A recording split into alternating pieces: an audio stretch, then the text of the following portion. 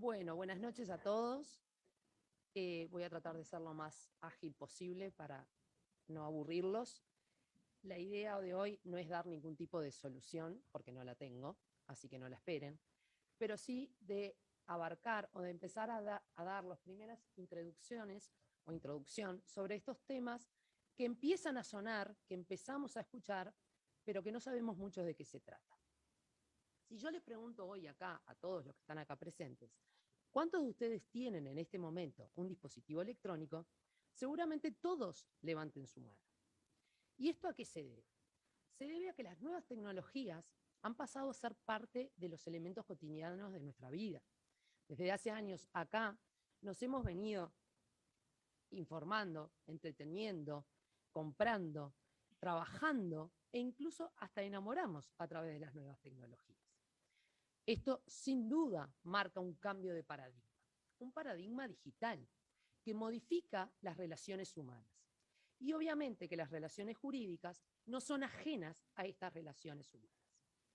Eso implica que ahora ustedes que están de ese lado y que tienen seguramente un celular en su poder, puedan estar hablando con un amigo en China, comprando la película que van a ver el sábado o sacando el pasaje de las próximas vacaciones. Todo eso desde acá y sin moverse de su casa. Claramente que esto genera muchas interrogantes y muchas incógnitas sobre cómo el derecho va a encarar estos fenómenos. ¿El derecho está capacitado? ¿Tiene las normas como para regular estos fenómenos? Bueno, acá es donde empiezan a aparecer ciertas cuestiones. Y lo que tenemos que ver es que la ausencia o la ineficacia de los sistemas jurídicos está llevando a lo que se denomina la autorregulación, es decir, está priorizándose la autorregulación por parte de las grandes empresas y que la gente no acuda a los juzgados, sino que acuda a Facebook, a Instagram o a las distintas empresas para que le solucionen sus problemas.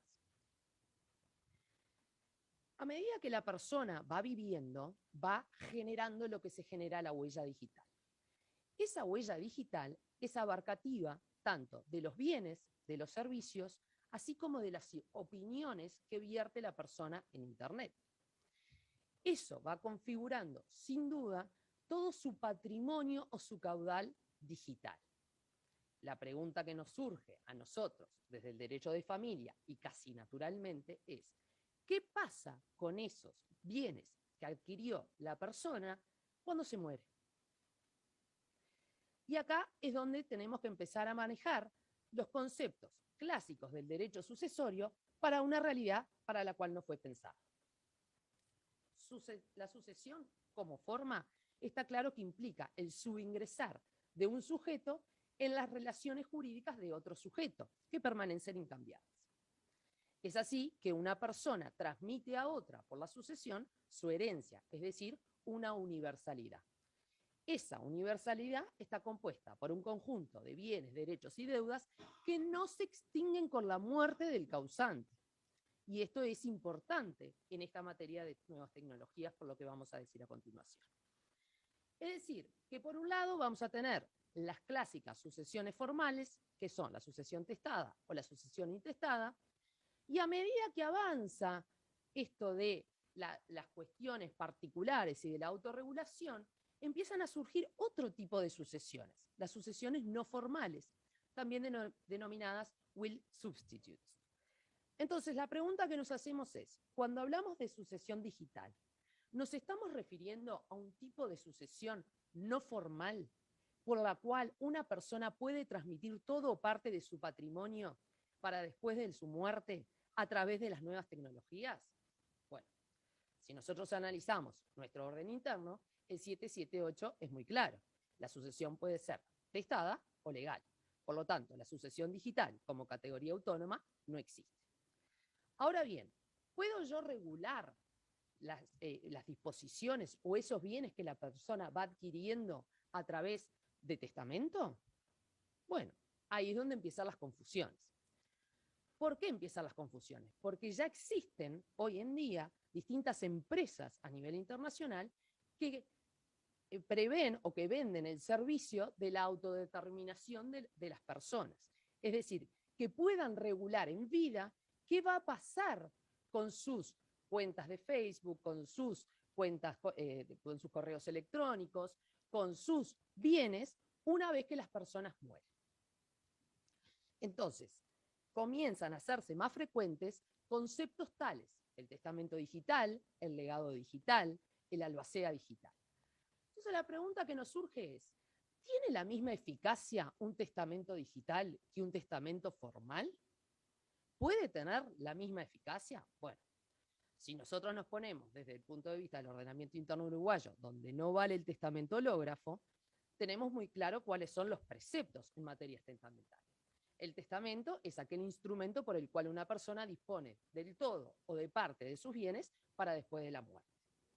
Eso sí, el legislador no lo dejó librado a un simple documento, lo dejó librado a una serie de requisitos formales que reguló preceptivamente y taxativamente en nuestro Código Civil, haciendo que esas formalidades, que esas exigencias formales se eleven al rango de solemnidad. Y por lo tanto, la ausencia de cualquiera de esas formalidades supone la consecuencia natural de la nulidad absoluta del mismo. Por lo tanto, el testamento digital como instrumento que se realice en un soporte digital en nuestro país es nulo absolutamente. Hasta ahí parecería estar todo bastante claro. Ahora, la pregunta es: ¿puedo yo disponer a través de un testamento formal, es decir, de un testamento solemne o menos solemne, de mis voluntades digitales? Bueno, y acá es donde empezamos a temblar. ¿Puedo o no puedo? Y en principio, ¿por qué no? Sería la pregunta. Si integra una universalidad, si integra mi caudal, ¿puedo yo disponer de ellas? Claro, el problema es, que vamos a ver más adelante, que esos bienes que nosotros pensamos que estamos adquiriendo, no siempre los estamos adquiriendo, así como lo pensamos. Y ahí es donde empiezan a plantearse los distintos problemas. ¿Qué nos referimos cuando hablamos de herencia digital o de bienes digitales? Bueno, hablamos de una universalidad que abarca a todos aquellos archivos o informaciones de carácter digital que están almacenados localmente o en la nube, con lo cual ya pasamos a depender de terceras personas. Esos archivos o informaciones digitales se les denomina contenidos. Esos contenidos pueden tener tanto un contenido patrimonial como un contenido extrapatrimonial. Y acá es donde empezamos un poco a ver de qué estamos hablando.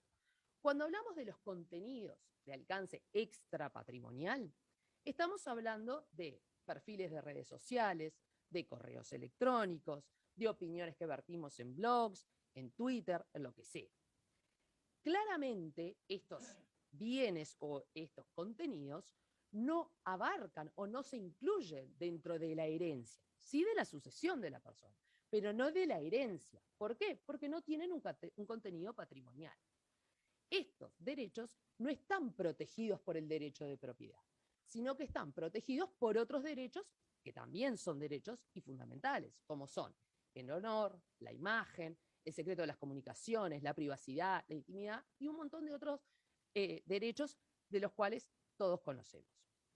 Dentro de nuestro ordenamiento, por ejemplo, tenemos la Ley 18.331 en materia de datos personales, que regula expresamente los artículos 14 y 39 que ante el fallecimiento del titular de los datos personales, sus herederos pueden proteger su honor, pueden iniciar acciones que podría haber iniciado el causante.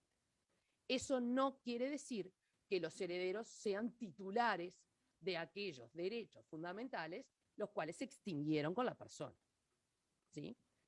Lo mismo nos viene a pasar acá. No es lo mismo cuando estamos hablando de las opiniones, de las fotos que puedo haber subido yo en Internet, de los bienes digitales con contenido patrimonial. Estos bienes digitales de contenido patrimonial, lo primero que tenemos que ver es si existen. ¿Existen los bienes digitales como tales? Sí, existen. Y cada vez existen más. ¿Por qué? Porque son aquellos bienes que tienen un valor determinado y sobre todo son determinables. Yo puedo saber si están o no están, si existen o no existen. Parte o ejemplo de esos bienes pueden ser hoy en día los NFT, las criptomonedas o tantos otros que ya venimos escuchando y que se van haciendo. Lo que pasa es que hay muchos bienes que entran en el medio de esta situación, que quedan como en el medio de si tienen o no tienen ese contenido. Por ejemplo, no es lo mismo un libro, o no es lo mismo una foto de un artista que la foto que puedo subir yo. Obviamente, hay algunas que van a tener contenido patrimonial y otras que no lo tienen. Ahí son los desafíos y las zonas grises que empiezan a existir en el derecho. Pero bueno, si me dirán ustedes, ¿para qué estamos acá? En definitiva, si son bienes con contenido patrimonial o contenido... Bueno, porque nada es tan claro ni tan oscuro. ¿Y esto por qué? Porque el derecho sucesorio se choca de lleno con dos derechos más, con el derecho de las personas y con el derecho de los contratos. ¿Qué quiere decir esto? Cuando yo compro un libro, cuando yo compro una canción, ¿realmente estoy adquiriendo ese bien? ¿Yo soy titular de ese bien? Pues la respuesta es no. Yo no soy propietario de ese bien que estoy adquiriendo a través de cualquier servidor que los venda. ¿Por qué no? Porque lo que a mí me están vendiendo no es el derecho de propiedad, sino una licencia de uso. Y esa licencia de uso no es transmisible. ¿Y por qué no es transmisible? Porque porque la empresa de la licencia que me vende, la licencia de uso, lo dijo. O sea, que el derecho sucesorio está siendo completamente vulnerado y está siendo completamente modificado por las grandes corporaciones. Y nosotros convalidamos eso cuando hacemos clic. Tan fácil como eso. Esos contratos de adhesión, en esas licencias de uso, hacen que los bienes que yo adquiero no se los pueda transmitir a mis sucesores. Primer problema, entonces. Puedo tener bienes de los cuales no soy titular. ¿Por qué? Porque firmé contratos que no me confieren esa calidad. Segundo gran aspecto que tenemos en cuanto a lo que son redes sociales es que prevén la intransmisibilidad de las redes sociales. Es decir, si ustedes entran a los términos y condiciones de Facebook, ustedes van a ver que ustedes no son propietarios de esa cuenta que abrieron. Ustedes simplemente Facebook le permite usar esa cuenta de Facebook. Y ustedes no se la pueden transmitir a más nadie, ni siquiera podrían transmitirle su usuario y contraseña, aún en vida, a terceras personas, sin el consentimiento expreso de Facebook. Entonces, el tema es, y ustedes me dirán, bueno, estamos hablando de una cuenta de Facebook, está bien, yo tengo la foto de mis hijos, ustedes también, el perro, el vecino, las bailas, pero hay gente que tiene miles y cientos de seguidores, hay gente que forma los marketplaces y vende y tiene verdaderos canales de venta a través de Internet. Esos bienes, esas cuentas, valen, tienen un valor comercial y sin embargo no la pueden heredar sus herederos. ¿Por qué?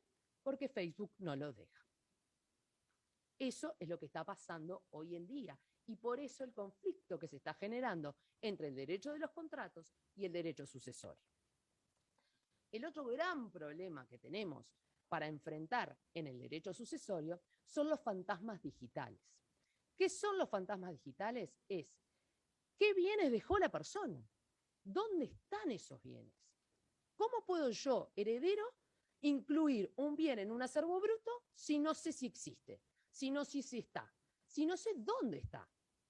Bueno, esos son las herramientas y los principios en los cuales tenemos y debemos empezar a trabajar para poder adquirir la información, porque sin información va a ser difícil poder iniciar una sucesión o poder hacer la sucesión de ese bien. Y por otro lado, el conflicto que se genera, ¿cómo venimos, Beatriz? Bueno, ya estamos ahí. El último punto es los conflictos que se generan entre el derecho sucesorio y los derechos de la personalidad. El causante en vida pudo no haber querido que sus herederos conozcan el contenido de sus correos electrónicos. ¿Por qué cuando yo me muero mi heredero tiene que tener acceso a lo que eran mis comunicaciones? ¿Por qué tiene que tener, puede entrar a mis perfiles y saber con quién hablé o con quién no hablé? Este, obviamente, ha sido el argumento que han dado las grandes corporaciones al momento de oponerse cuando los sucesores plantean tener acceso una vez fallecido el titular. En esto la jurisprudencia es completamente variada, internacional, desde Francia, Australia y Estados Unidos, y han habido y pasamos por todos por los que lo dieron, por los que no lo dieron, por los que terminaron dando. ¿Y esto por qué? Porque no hay normas claras. Y cuando las normas no son claras, la jurisprudencia hace lo que puede o lo que entiende con lo que tiene. Y eso es lo que tenemos y es el desafío que nosotros tenemos, obviamente a nivel local, pero también a nivel internacional, de fijar por lo menos estándares generales o principios rectores que nos ayuden a gobernar todas estas incertidumbres y todos estos problemas que nos están planteando. Con respecto a los derechos de la personalidad y con respecto a ese secreto de las comunicaciones, queda claro que existe una pugna de derechos entre el derecho sucesorio, o sea, los herederos que quieren conocer el contenido de lo que tenía el causante, y los derechos fundamentales que tenía el causante. Esto es, la privacidad, la intimidad, su derecho al secreto de las comunicaciones, etc. Estos conflictos son los que debemos abordar y son los desafíos por los que tenemos que trabajar. Dos desafíos más que les quiero dejar planteados. Por un lado, como les dije, el derecho tiene que fijar parámetros para que podamos tener acceso al conocimiento de la información.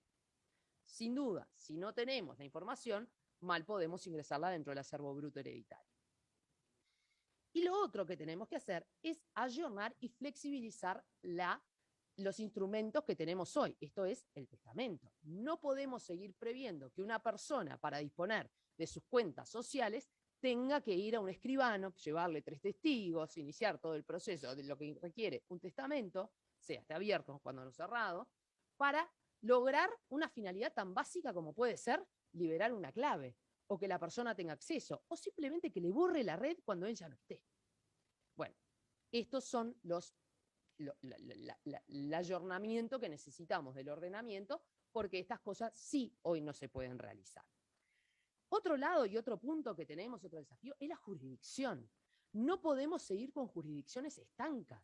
Si nosotros acá estamos comprando en China y si nosotros acá estamos teniendo conflictos con empresas que están en otro país, no podemos seguir pretendiendo que la jurisdicción o cuando yo abro una sucesión, esto se radique acá, aquello se radicó allá, voy a tener que ir a tal lado. Bueno, esos son los desafíos que sin duda tiene el derecho internacional, que tiene mucho para trabajar en esta materia, no solo por las normas de jurisdicción, sino también porque tiene que fijar estándares mínimos para que todos podamos tener acceso según el país donde estemos.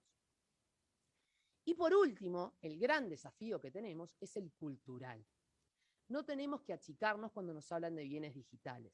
Los bienes digitales no dejan de ser bienes. Tan sencillo como eso. Yo me imagino hoy ingresando en un juzgado adentro de un certificado de resultancia de auto, un NFT, y el grito que puede llegar a pegar la actuaria, no quiero ni saberlo. Entonces, ¿eso es porque no se puede hacer? No, no es porque no se puede hacer, es porque tenemos que cambiar la cabeza. Entonces, si nosotros acompañamos estos cambios con las normas que ya tenemos, seguramente sea mucho más dinámico y mucho más fácil. Nada más que eso.